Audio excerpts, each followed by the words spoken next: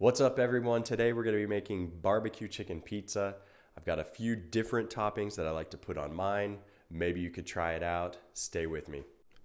Okay, so what we're going to do is we're going to do 1 part red sauce, and and that's just my normal red sauce, and then 1 part barbecue sauce. So find your favorite barbecue sauce, throw that in there, and then just give that a mix. I always just do 1-to-1 as the ratio for this.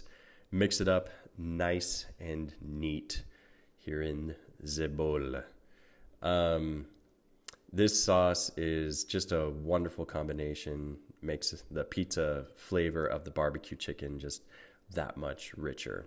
Okay, now what we're going to do, these are red onions, and we're just going to give these a quick chopperoo. Get these, and you don't have to mince them or anything, just like a nice little chop. And I guess if you like them more finely chopped, you can do that, but you'll notice on mine I leave them pretty big chunks. And then as it comes to pineapple, I kind of experiment with different types of pineapples. I've used fresh pineapple, and these are obviously like larger chunks, and a larger chunk pineapple on a piece of New York style pizza, it can be kind of overwhelming. And I know everybody's like, yo, what's the atrocity with putting pineapple on a pizza? Blah, blah, blah, blah, blah. I've heard it before.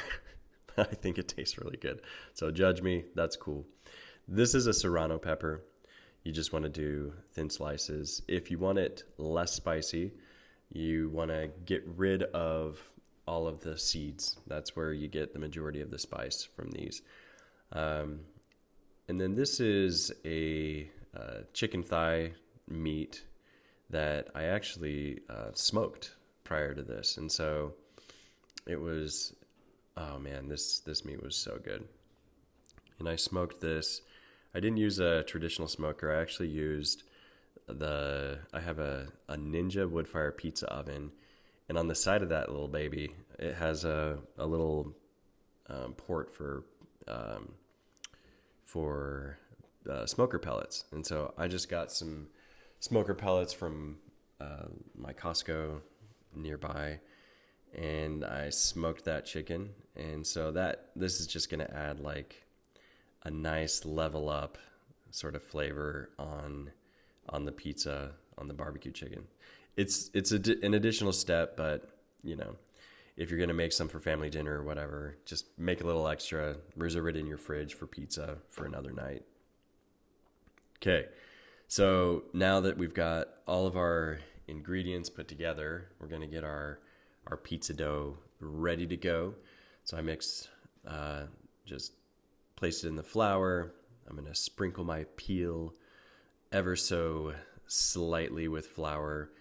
And you just can't put too much flour on your pizza peel. Okay, so this is the time to stretch the dough out, get that baby ready to go.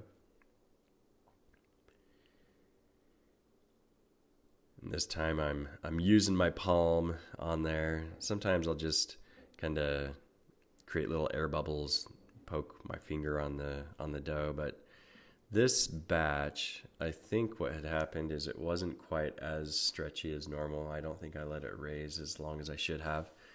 And so I used my palm to stretch the dough out. But you can tell in the crust, if you look closely, there's still little bubbles that are in there, which is good. So throw a little bit of the pizza sauce, barbecue pizza sauce, just right in the middle, and get that nice and evenly coated on the pizza. And I've been saying this lately, and I'm on this kick to really just spread the sauce right up next to the edges.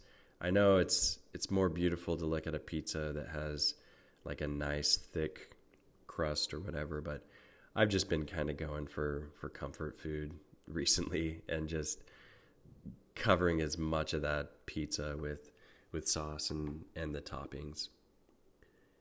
And then this is whole milk mozzarella cheese. not to be confused with part skim. And so you'll notice that it's a little bit different. It's got like a little bit more moisture in it. It kind of will clump together a little bit more, but at the end of the day, this mozzarella has more fat in it than your normal part skim mozzarella. And so that's a nice headshot of me.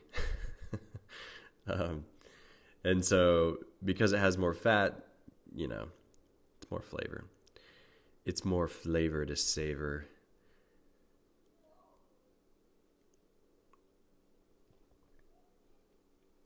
Just cleaning that baby up, getting it ready for the toppings.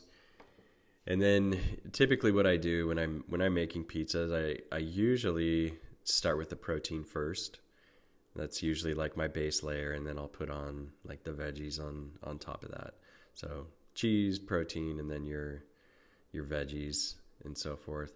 So that sauce that I dipped the chicken in there, that was actually just straight barbecue sauce. And so those pieces clearly will have a lot stronger of a flavor. You guys, this pizza was just insanely delicious. Such a good tasting pizza. Okay, now we got our barbecue chicken on there. Now we're going to throw on just a nice even layer of pineapples. And that just adds like such a nice sweetness. And then you get a little bit of a kick from the red onion that we throw on there, and then an even greater kick from the serrano peppers. I really like cooking with serrano peppers.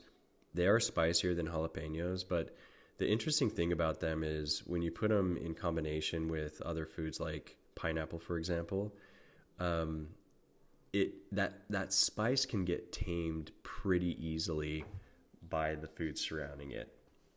So they actually don't seem quite as overpowering. Oh my goodness. Okay, so here's a shot at that pizza. I'm going to get in close up on it so you can see that crust. See how the cheese blended and melted together. Oh, this was such a winning pizza. Just an absolute winner of a pizza. Such an amazing flavor profile. It's a little bit complex. And here we're going to cut it for you, and I'll give you just a nice look at the crust here. So you can see, here we go.